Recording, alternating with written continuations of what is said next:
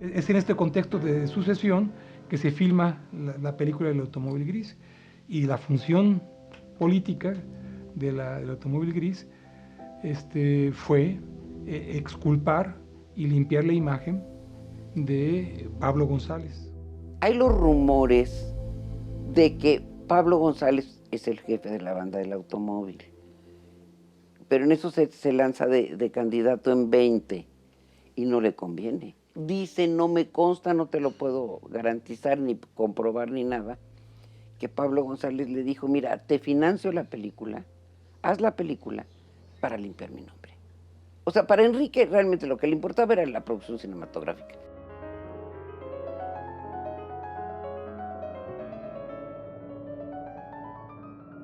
Enrique Rosas, que ya había sido socio de Pablo González, es el realizador de la cinta. Recordemos que en primera instancia él había filmado el fusilamiento.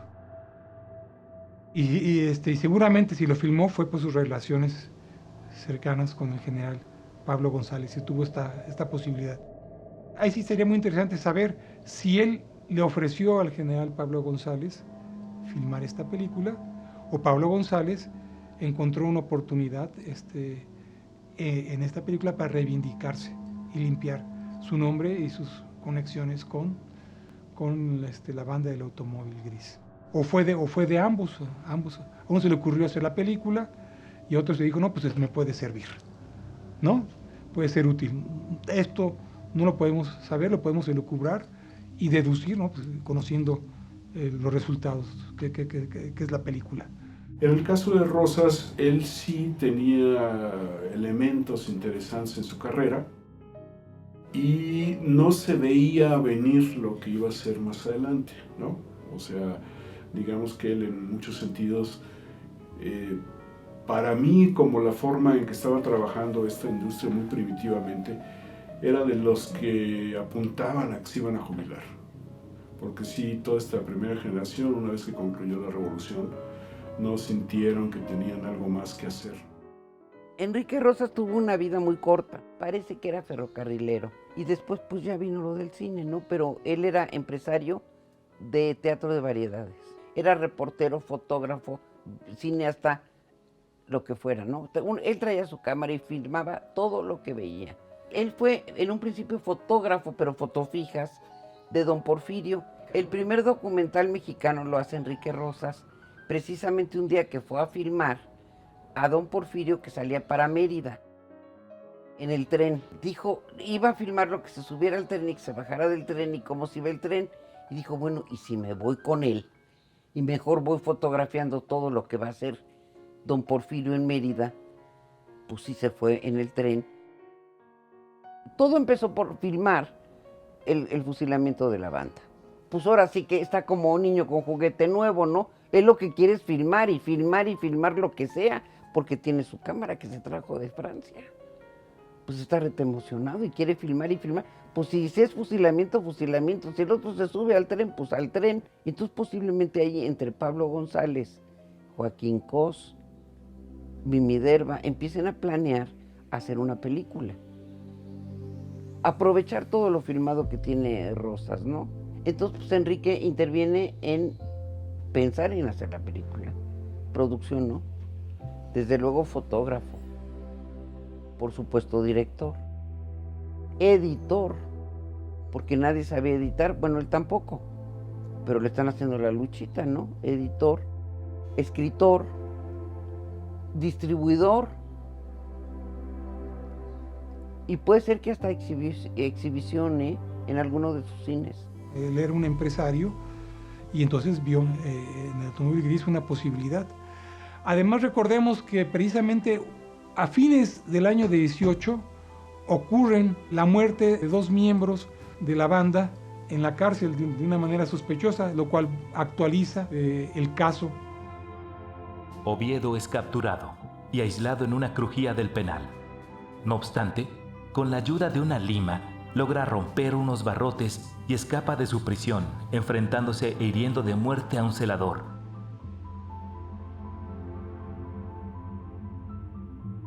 Días después es recapturado. Sin embargo, en esta ocasión, Oviedo logra negociar con un juez para que escuche su confesión y esclarecer al fin el misterio de la banda del automóvil gris, sin saber que esto significaría su propia sentencia de muerte, pues el famoso criminal apodado el Negro Brown lo acuchillaría de manera salvaje sin ningún motivo aparente. Años después, el Negro Brown confesaría en una carta dirigida a su esposa que había matado a Oviedo por una promesa de liberación que le había hecho Eloy Carranza, subdirector del penal. El Negro Brown moriría en prisión bajo circunstancias similares a las de Oviedo. Otra cuestión importante en este sentido sería también la posibilidad de reivindicar a los carrancistas. Recordemos que de los zapatistas, bueno, la gente tenía mucho temor, pero se sorprenden de la forma en que se comportaban en la Ciudad de México.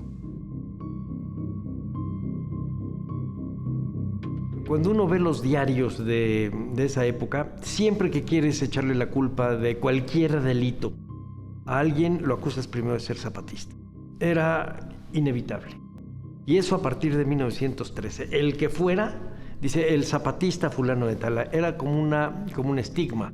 Por eso la carta que manda Zapata a Carranza era decirle, no, a mí no me venga con esas cosas, son de ustedes. No, ya era un lugar común acusar de zapatista a cualquier delincuente, al que fuera, cuando yo creo que muchas veces ni siquiera tenía nada que ver. Lo cual no quiere decir que dentro del zapatismo no hubiese habido delincuentes. Por supuesto que los hubo y eran castigados. Cuando eran atrapados eran castigados a fajazos o con pena de muerte. El verbo carranciar es sinónimo de robar, y de robar de una manera alevosa. Entonces también es una posibilidad de limpiar al carrancismo de toda esta lacra de ser rateros, ¿no? Parece que Rosas era un lector atento, sigue con este gusanito del documental, se entera de los hechos y sucedidos de la famosa banda, de que apuntaba a varios generales que habían estado en la revolución, apuntaba a gente que estaba trabajando en los teatros de comedia, la famosa Gatita Blanca, María Conesa, que podría haber sido cómplice. Según rumores, se decía que una mujer entre el público había interrumpido uno de los espectáculos de María Conesa al ser señalada como portadora de unas alhajas que habían sido robadas por los miembros de la banda del automóvil gris y que supuestamente se las había regalado su amante, el general Juan Mérigo. Según la versión del general Mérigo, este rumor había nacido a raíz de una pinta que se había encontrado en los mingitorios del teatro principal. La pinta decía: el general Mérigo es el director intelectual de la banda del automóvil gris. Frase que según había escrito Manuel Sanz, esposo de María Conesa, quien se había enterado de sus aventuras con el general. Según en palabras de Mérigo, esta y muchas más calumnias las habría aprovechado su enemigo, el general Pablo González, con el fin de desprestigiarlo y evadir sus propias imputaciones como protector de los criminales, pues se le acusaba que una de sus amantes de ocasión, la actriz Mimi Derba, habría intercedido ante el general apoyando a la madre de Rafael Mercadante, con el fin de salvar la vida de su hijo del paredón de fusilamiento. Bueno, ese es como parte de las ficciones, ¿eh? Mérigo es un segundón también. Él escribe unas memorias donde se pone como un gran personaje, pero no, sí, históricamente no tiene un papel trascendente, ¿no? Bueno, Mimi Derba es un personaje mágico, es un personaje entrañable, es un personaje que creo que la literatura y el cine deberían de rescatar. Porque no solo es una vedette, ¿no? Esa es la primer gran vedette que enseña el Mayón, que además hoy sonaría ridículo, pero en ese momento es así como, el escándalo.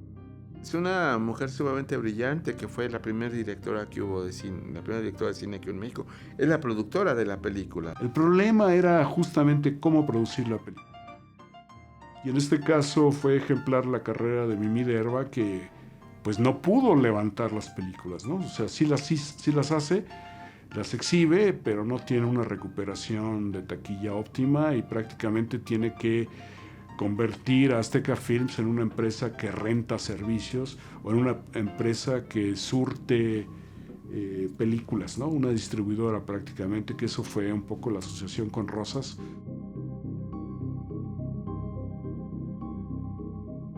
Cuando Enrique Rosas comienza a filmar su proyecto hacia marzo de 1919, casi de manera simultánea se inicia el rodaje de otra película que a final de cuentas se llamó La banda del automóvil, dirigida por Ernesto Bollrath. Ambas son series de episodios, de 12 episodios. Ernesto Bollrath sabemos que es un personaje bastante misterioso dentro de la historia del cine mexicano. Viene a México. México en ese momento empieza a verse como un país de transición hacia Hollywood. Para este momento, cuando llega Ernesto Bollrath, muy atento también a lo que sucede en la Ciudad de México. La Ciudad de México pues, era una ciudad muy impactante. Se asocia con Germán Camus, quien ya había tenido un enorme éxito con la producción de Santa en 1918. Ernesto Bollrath fue el director de cabecera de la empresa de Germán Camus y filma varias películas, de las cuales desafortunadamente solo se conservan fragmentos y fotos fijas y nada más, algún material periodístico. No existe ninguna película que se llame La banda del automóvil gris. Hay una que se llama El automóvil gris y hay otra que se llama La banda del automóvil. Esta película, que competía directamente con El automóvil gris, generó la molestia de Rosas e incluso fue fruto de no fue fruto, sino que originó un conflicto judicial entre ambos empresarios. Y el juez, finalmente la justicia, se pronunció de una manera, podemos decir, salomónica. Prohibió que Germán Camus y su realizador Ernesto Bollrath usaran el adjetivo gris. Entonces, por eso la película se llama La banda del automóvil. Y en cambio la de Rosas no podía usar la banda. Eso sí era exclusivo de Rosas, el color. Entonces es el automóvil gris. Entonces esto quedó zanjado, así quedó. Las dos series parten de los hechos delincuenciales, pero en el caso de la banda del automóvil, en mi opinión, por lo que conozco de los testimonios periodísticos, no está relacionada directamente con el asunto del automóvil gris. Sí se trata de una banda de delincuentes, pero nada más hasta allí. Joaquín Cos y Juan Canals de Homs, que participan en el automóvil gris en lugares relevantes, también participan como actores en la banda del automóvil. Hasta donde yo conozco, esta película ya no existe. Lo único que quedan son precisamente stills. El primer beneficiario de la explotación cinematográfica fue el productor Germán Camus, puesto que su película La banda del automóvil se estrenaría casi de manera inmediata su filmación, mientras que la cinta El automóvil gris de Enrique Rosas se retrasaría 3 meses en su estreno, debido al alto grado de exigencia y perfeccionismo por parte de su realizador. Entonces Ernesto Bollrath prácticamente abandona la realización cinematográfica cuando Germán Camus decide cerrar los estudios. No dieron los resultados que él esperaba, y entonces mejor se concentra en los negocios que conocía, que era la exhibición y la distribución. Ya después Ernesto Bollrath se concentra en la venta de equipo y material para dentistas, para odontólogos. De hecho, durante muchos años fue conocida la casa Bollrath en el centro de la ciudad por ese oficio. Tuvo un impulso para hacer 3 películas, hace todavía nada más, se va a la quiebra y desaparece. que es un poco, yo creo que la suerte de muchos directores en los años 20 del cine mexicano. Queda como, ahí sí, como una nota a pie de página de un aventurero, que podemos llamarle así.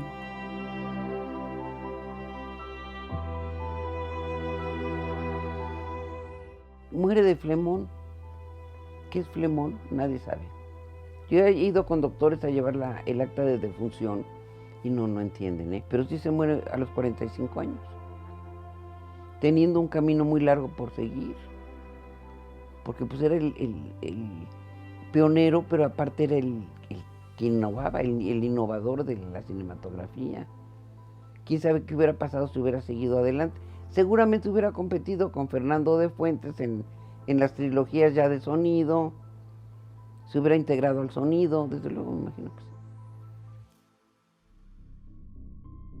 Por muchos años, la única cinta prácticamente de periodo mudo que trascendió la barrera del sonido fue El automóvil gris.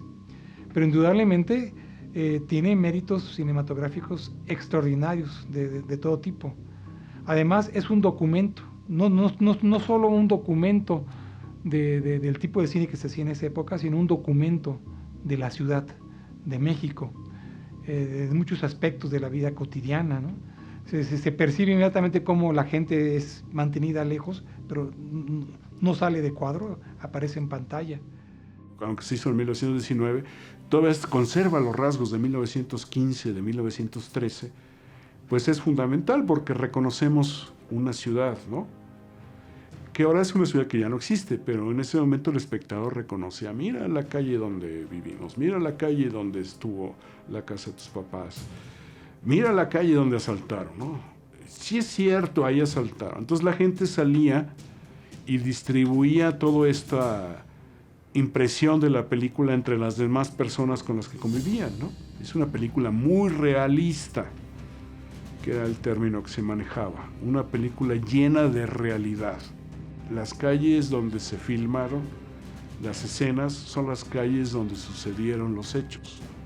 Hay interiores, por supuesto, muchos de esos interiores se hicieron en los estudios que había en el centro de la ciudad, que son cuartos, salas, oficinas de policía, algo muy sencillo. Precisamente revisando la película, uno ve que Rosas intenta darle variedad pues, a estos hechos vulgares, ¿no? De llegar y asaltar una casa.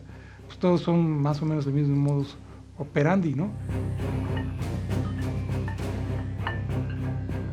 Incluso es un documento de cómo se filmaba, del estilo notable que logra Rosas en todos los recursos del lenguaje que le podía brindar en aquella época el cine, ¿no? El uso de la mirilla, de los medios planos, del primer plano, de la pantalla incluso dividida que aparece en algunas secuencias. Eso es verdaderamente extraordinaria. La eficacia narrativa, que yo creo que se aproxima mucho a la eficacia narrativa del cine norteamericano.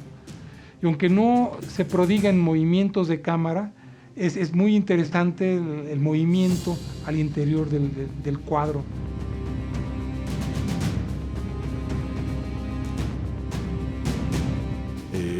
Tuvo elementos chistosos, como que uno de los propios detectives que trabajaban en el caso real pasaron a trabajar en la película, buscando darle más realismo, ¿no? Y si vemos la película, es una narración totalmente fría. Planean el secuestro, planean el robo, y las víctimas son las únicas que sufren, curiosamente. O sea, lo digo curiosamente a un nivel dramático, aunque en realidad haya sido exactamente así. Porque en ese sentido, la película nunca se pone del lado de los criminales. Tiene una moraleja, y es una moraleja dura. Además está por escrito diciendo, solo el trabajo honrado lo sabrá, así lo tienen que saber los delincuentes, esto es lo que les pasará, el trabajo es lo que nos dignifica, etcétera, etcétera. Y te pasan la escena final del fusilamiento, que es durísima. Y para 1919 la intención de esta película es evidentemente moral y menos evidentemente política. Es una película adelantada a la docuficción, Y es una película pues que funcionaría en muchos sentidos como un gore film, ¿no? El asesinato es real, ¿no? El fusilamiento es real.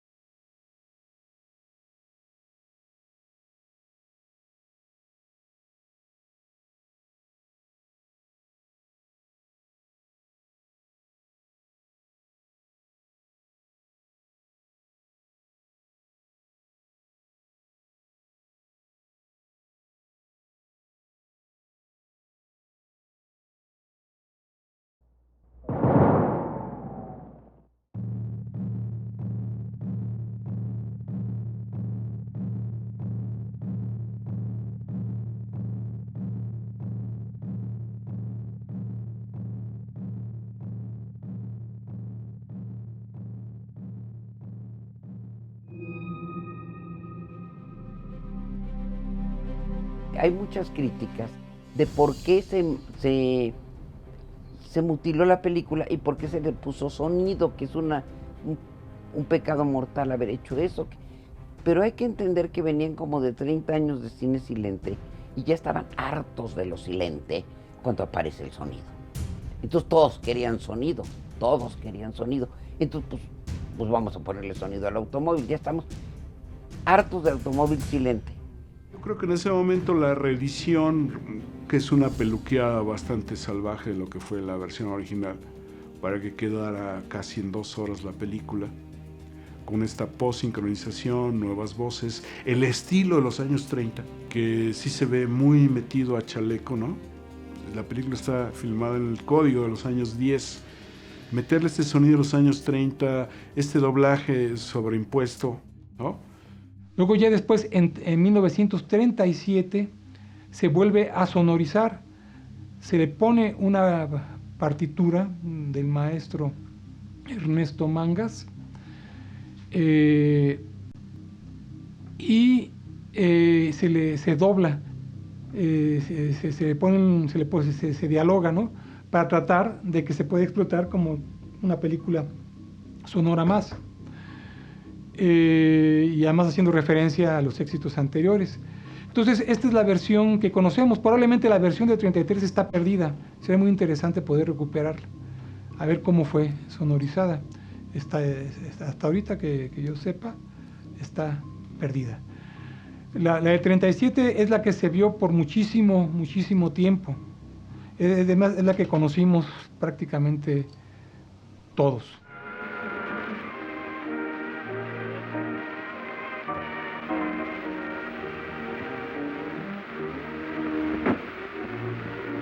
Espérense aquí.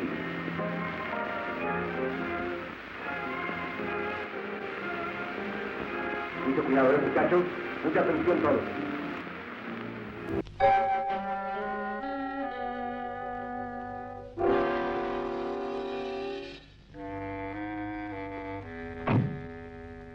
Esperen aquí. ¡Hey! Pss, ¡no hay peligro! Mucho cuidado, muchachos. Mucha atención todos. Ven. Y luego, en el año 2010, si no me equivoco, en el año 2010, la Filmoteca de UNAM hizo una versión digital que tiene básicamente la misma imagen, es un poquitito más breve, pero tiene un doblaje que se le hizo en los años 50, no sabemos en qué fecha. Entonces el resultado es que se pierde desafortunadamente la partitura creada para la versión del año 37 y se le pone pues música convencional que encuentran por ahí. Entre ellas, yo identifiqué una de las partituras que se usan que es de Víctimas del Pecado, de la película Vírgenes del Pecado. La otra que luego se escucha, francamente yo no la pude identificar. En 2013 se hace la tercera versión del automóvil, que es volverla a hacer silente. Se tardaron 5 años en hacerla y fue un trabajo de veras de romanos hacerla.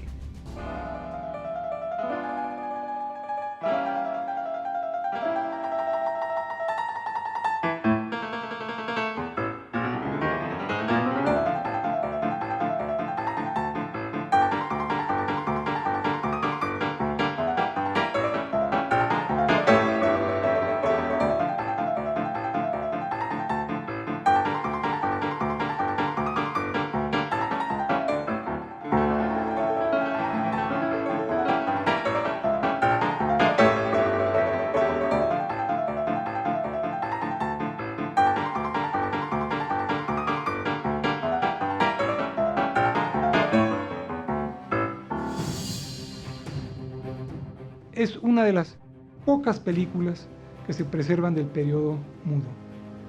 Y tal vez, curiosamente, la más importante.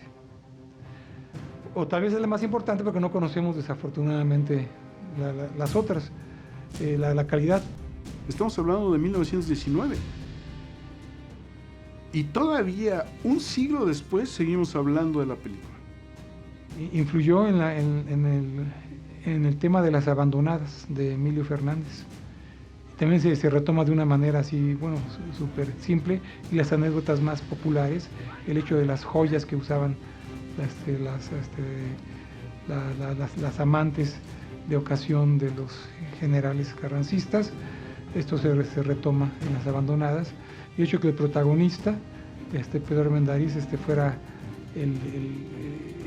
la cabeza de la banda, ¿no? Es decir, el hecho de que usurpe un uniforme militar, que es el caso que se enfatiza en el automóvil gris. El cine lo que tuvo y lo que todo el mundo aprendió es que podía mitificar muy rápidamente. Que mucha gente se quedó con la idea de que la película era la vida real. O sea, nadie nunca pensó de qué tanto se modificó. Aunque hubo las declaraciones precisas de que está basada en hechos reales, se investigó. Pero ¿qué tanto de lo que sucedió realmente quedó? La banda se convirtió en un mito. La banda fue un invento, ¿no? Por ahí en el libro hablo, por ejemplo, de los diferentes autos. No fue un automóvil, o sea, y no fue un color gris. O sea, como yo creo que en el libro rescato, no me acuerdo si 4 o 5, ¿no?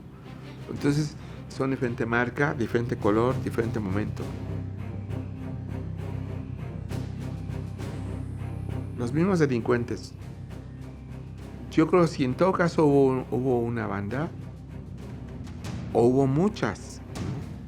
Ahora, que pudiera haber más, tuviera un modus operandi similar, así que no nomás fuera la única, es más que a lo mejor algunos de estos miembros formaran parte de bandas diferentes o de grupos, pero no sería difícil. Lo único que queda es la película, ¿no? El cine como una forma de vida y como una forma de reconstrucción de la historia. Creo que eso es lo más importante, que es como el cine es quien mantiene vivo este mito, ¿no? Pero es una versión de la verdad. Ahora, es una versión muy completa. Es una versión muy objetiva. Díganos, cuéntenos, ¿cómo estuvo? Pues vamos a ver la. Y no podemos decir que sea la verdad de la historia, por supuesto que no.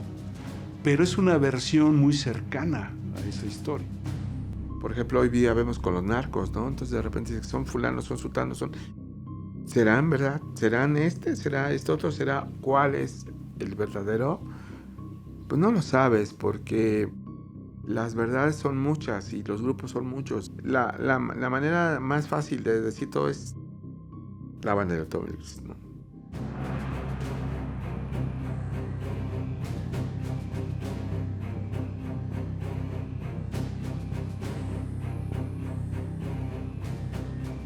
Una de las cosas que hacía la banda del automóvil gris era moverse en el mercado y moverse en un mundo que podía ser subterráneo y no tanto, porque involucras al jefe, al encargado del gobierno de la ciudad, a las actrices más famosas de la ciudad, a los espectáculos más famosos de la ciudad, a los hombres más ricos de la ciudad, a los que acabas de robar, y de repente tienes un tesoro que no sabes a dónde está.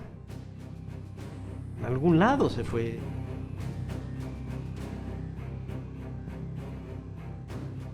Y era un camino que podía seguirse porque tenían una policía política muy sagaz. O sea, difícilmente no sabían a dónde estaban las cosas. Pero lo dejabas seguir porque la política y el delito pueden en un momento dado tener un cruce de caminos que beneficie a algunos. Cuenta la leyenda que Higinio Granda habría sido expulsado del país y, habiendo cobrado el dinero que le había guardado su amigo, el estafador Selim Khalifat, se casaría en España con su eterna amante, Ángela Agiz, con quien tendría una hija, y años después regresaría a México ya convertido en anciano. A Higinio no lo mataría una bala o alguna venganza. Sería la tifoidea quien le arrancaría la vida de viejo. Es posible que quizás haya dedicado una tarde con su familia para ir al cine y ver una película sobre una banda de criminales que hicieron una leyenda.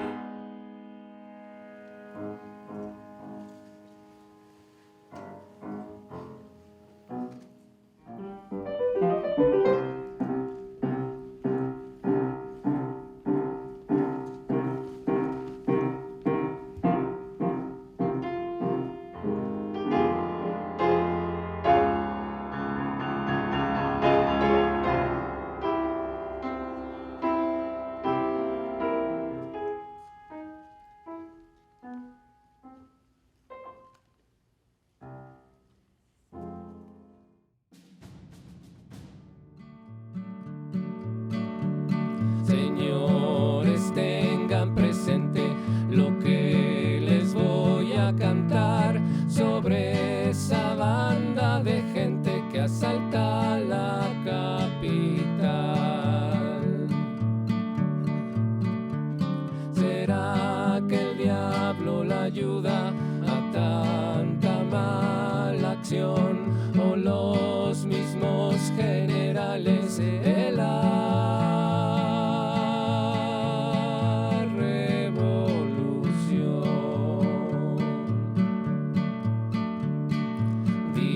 que todos salieron de la cárcel de Belén y que rodean a las casas por encargo de la ley. Y andan esos rateros en un automóvil gris robando tanto dinero y joyas.